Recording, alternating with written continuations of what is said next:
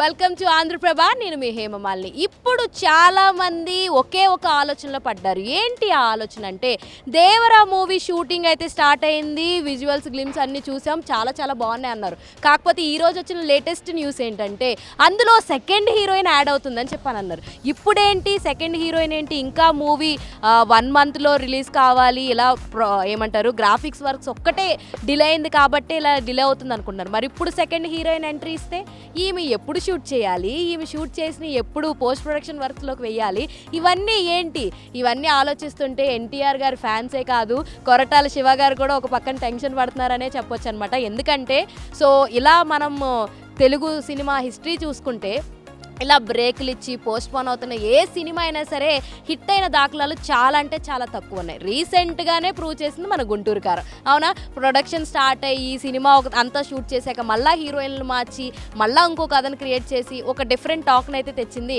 మన గుంటూరు కారం.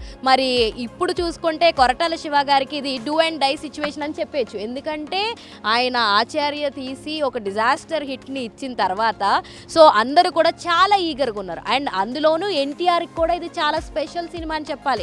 ఎందుకంటే ఆర్ఆర్ఆర్ తోటి వరల్డ్ వైడ్గా ఫ్యాన్ బేస్ని ఇంకా పెంచిన ఎన్టీఆర్ మరి ఈ సినిమా ఆర్ఆర్ఆర్ తర్వాత రిలీజ్ అవుతుంది కాబట్టి చాలా ఇంపార్టెంట్గా దాని మీద ఎక్కువ శ్రద్ధ పెట్టి తీస్తున్నారనే చెప్పాలన్నమాట. సో ఇందులో మనకు తెలిసిన విషయమే, ఎన్టీఆర్ గారు సరసన జాహ్నవి కపూర్ నటిస్తుంది.